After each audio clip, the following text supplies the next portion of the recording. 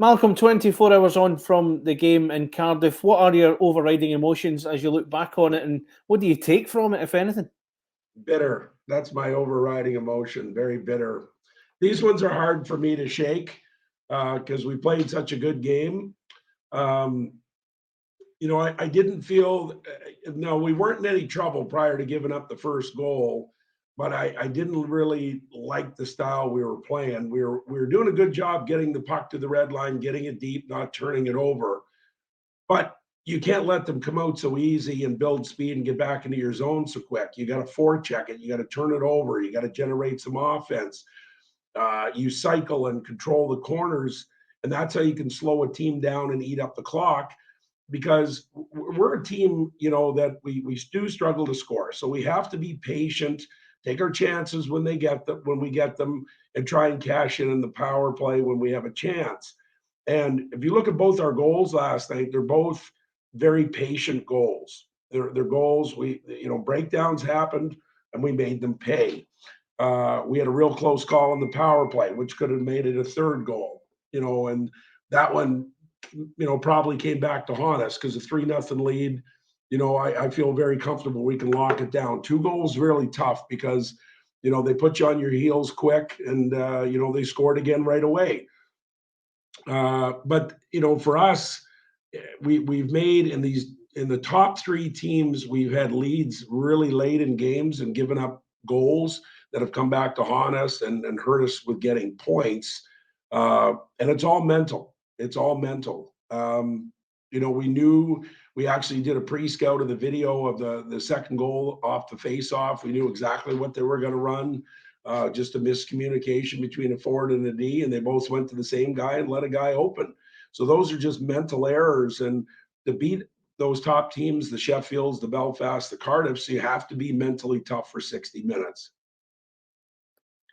And is that the difference then? It's as simple as that. Those teams have got that winning mentality. They do it night in, night out, whereas Clan, maybe not quite there yet, still working towards it. Is that the difference?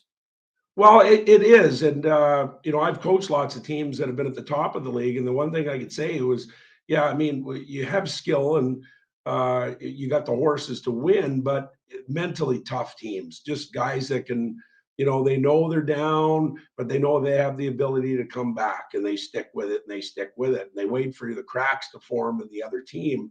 And that's why a team like us that works very hard, defends very hard, we try and play with high structure to overcome some of the shortcomings that we have. We have to be mentally tough, and we can't make those errors. I look back, the first goal, a guy gets in behind us for a breakaway. We get lucky, he hits the post, and then we don't stop on the puck, and it ends up in the back of our net. We could have easily cleared that rebound. And my feeling is, and this is the thing that haunts coaches, they don't score that first one, we win the game 3-0 with an empty netter. That was my feeling, because we were playing very disciplined. But this is twice against Cardiff where we've had a deep lead and gave it up 51 minutes into the game, and those are bitter. And we give up the game winner with 2:46 to go. We're a team that struggles to score. We don't give ourselves a lot of time to come back. And then we take a penalty 25 seconds later, and that really dug us a hole. Even if they didn't score, we don't get a guy back 5-on-5 till 21 seconds left on the clock. And they're a really tough team. They got a good power play. Tough to get your goaltender out to be even making 5-on-5. So on to the weekend. It's Coventry who come to town on Saturday. Coventry themselves on the back of a disappointing result. But you could caveat that with the story beforehand that they were missing 5 non-homegrown players. But both teams are wounded. How do you see the bounce back on Saturday? Well, we always bounce back. I look at it this way: Saturday's a must-win for us here. We had a good run there of 6 games, and then since then, we've lost a couple of disappointing ones where we're hanging in there but got nothing out of it. We can't let games go by the wayside here. We're in the second half of the season. We got to find ways to generate points night in and night out, and we don't want to be leaving the table with nothing to show for it. And of course, back in front of the home crowd as well. That's going to be a big thing as well. It always is a big thing. with the fans too, but against a team that in playoff terms are very much similar to Clan. I mean, there's a lot of teams that are similar to us. So you got your top three, and then you got the rest of us all fighting for those last spots. So, obviously Cardiff, Sheffield, Belfast, they'll get into the playoffs. The 7 remaining teams are fighting for the 5 spots. So, it's who can get hot and who can stay hot and win important games head to head.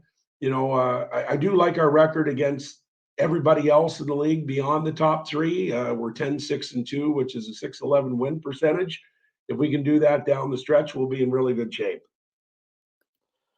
And from a sort of player's point of view as well, on the back of that result and the way it sort of panned out in the end, how much does that fuel the guys to turn it around on Saturday and make sure they get the victory this weekend? Well, I would hope that it's sticking with them like it is me right now.